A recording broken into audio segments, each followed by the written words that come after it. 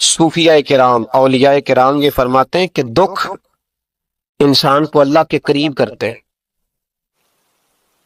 آپ کو نہ بھی سمجھ آئی تو جملہ بڑا مزیدار ہے، میری تربیت کرے گا۔ دکھ انسان کو اللہ کے قریب کرتے، سکھ بندے کو اللہ سے دور کرتے ہیں۔ یاد رکھنا، جن کو دکھ کوئی نہیں نہ ہوتا وہ تو بیت اللہ کے غلاف کو پکڑ کے بھی نہیں روتے، جو تڑپ رہے ہوتے ہیں نا، تڑپ رہے ہوتے ہیں، سسکیاں لے رہے ہوتے ہیں، ان کے قریب جا کے پوچھو بابا کیا مسئلہ ہے، تو کہتے ہیں بیٹی سسرال میں دکھی ہے، بیٹا جوان ہے پر بے اولاد ہے۔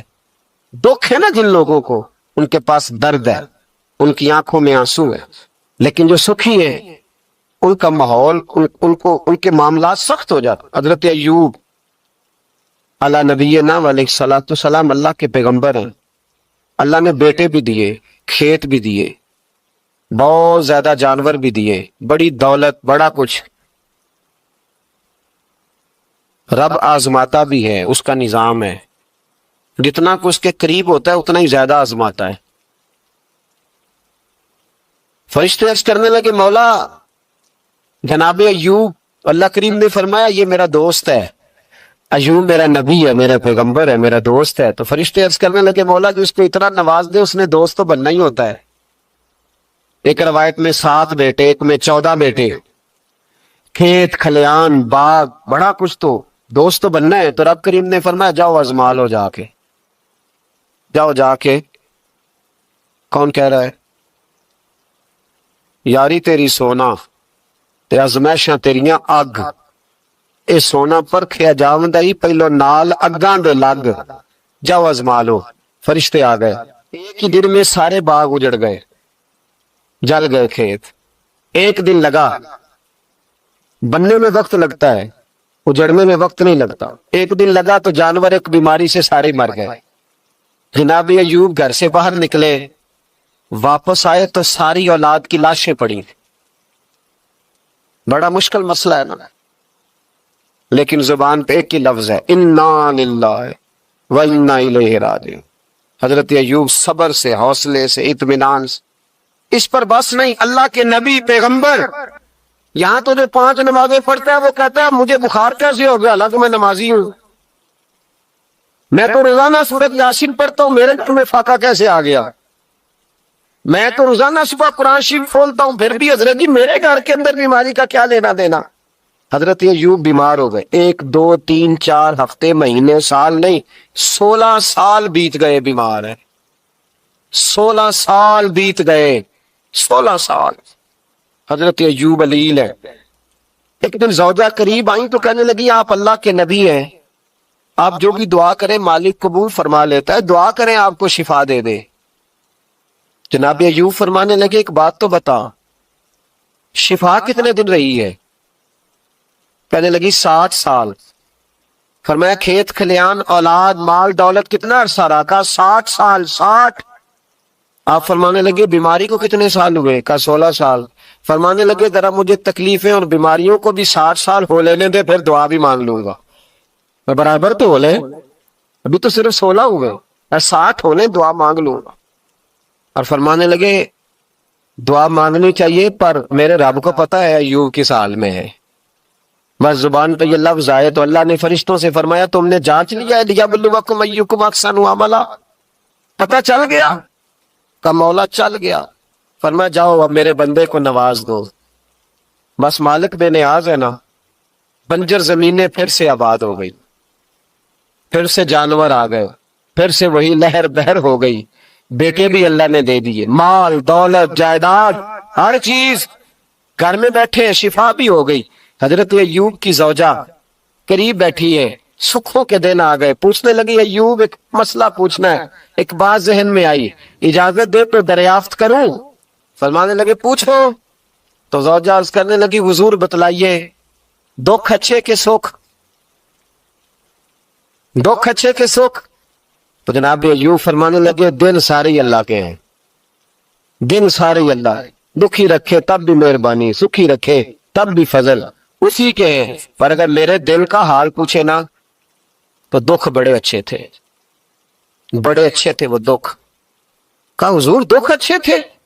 تو جناب ایوب فرمانے لگے جب میں بیمار تھا تو میرا رب 24 گھنٹے میں ایک دفعہ میرا حال پوچھا کرتا تھا.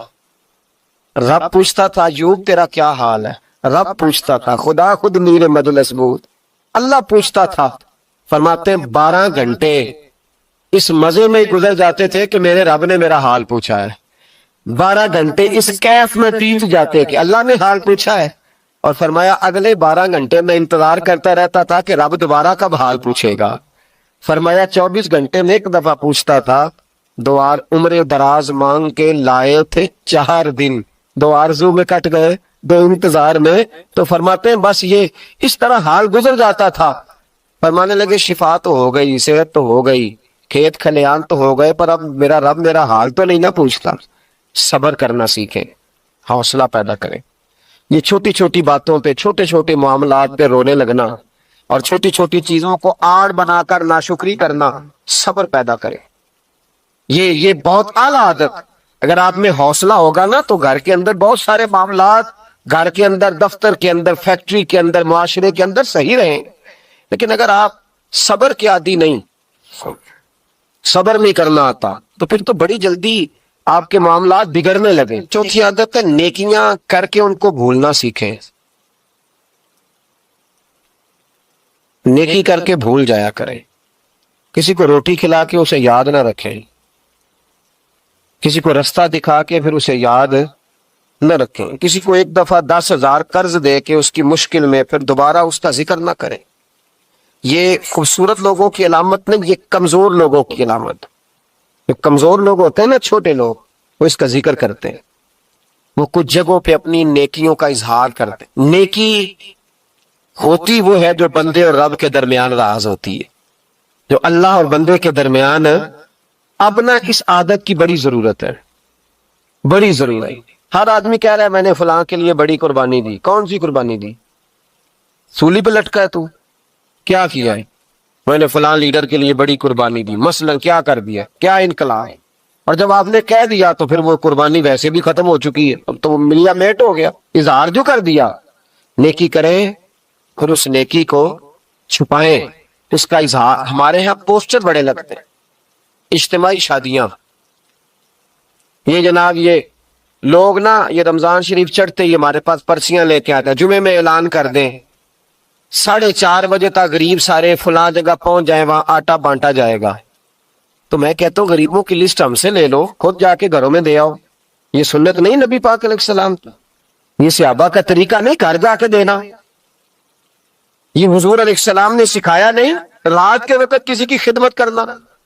پہلے لوگ غریب کی بیٹی کو اپنی بیٹی سمجھتے تھے. اب غریب کی بیٹی کی شادی ہوتی ہے اجتماعی شادی میں، بڑا بورڈ لگایا جاتا ہے، پھر اخبار پہ فوٹو ہوتی ہے دولہے کی، یعنی اس کی ویڈیو بناؤ تاکہ اس کے پوتے بھی کل کو کہیں کہ ہماری دادی کی شادی خیرات میں ہوئی تھی، ہمارے دادا کا نکاح خیرات میں ہوا. ٹھیک ہے، ہم پر لوگ خوشی کا تانا لگاتے ہیں تو کوئی حرج نہیں، لیکن میں نہیں قائل. مجھے کہتے ہیں جی محفل میلاد پر ہم 11 بچیوں کی شادی کرائیں گے، تو میں کہتا ہوں آپ کو کیا ضرورت ہے؟ جو اگر دینا ہے تو جاؤ ان کے گھر جا کے غریب باپ کی ہتھیلی پہ رکھاؤ، بات ختم ہو گئی. زیادہ تحقیق کا تو ہمیں حکم ہی نہیں ہے. نیکی کر کے اس کا اتنا اظہار، اس قدر زیادہ اس کا نام. میں نے پہلے بھی کہا تھا، ایک دفعہ پھر کہتا ہوں، میں مساجد میں جاتا ہوں تو وہاں نا بورڈ لگے ہوئے ہیں، فلاں آدمی 100 روپیہ دیتا ہے، اس کا بھی نام لکھا ہے، 600 روپے والے کا بھی نام لکھا ہے، یہ 1000 روپیہ مہینے کا دیتا ہے. تو میں نے کہا آپ نے صرف یہاں نام لکھوایا ہے، اس کا ساری جگہ پہ کیوں نہیں اشتہار لگوایا؟ تاکہ اجر دینے والے دے تو لیتے ہیں. میرے رسول پاک صلی اللہ علیہ وسلم نے فرمایا کچھ لوگ قیامت کے دن احد پہاڑ کے برابر نیکیاں لے کے آئیں گے، تو رب ان سے فرمائے گا تمہارے پاس، تمہارے لیے میرے پاس، میں تمہیں اجر نہیں دوں گا، جاؤ. یا اللہ ہم کہاں سے اجر لیں؟ تو رب فرمائے گا انہیں سے اجر لو جنہیں دکھانے کے لیے تم نیکی کرتے، میرے لیے تو کی نہیں. اپنی نیکیوں کو چھپانا سیکھے.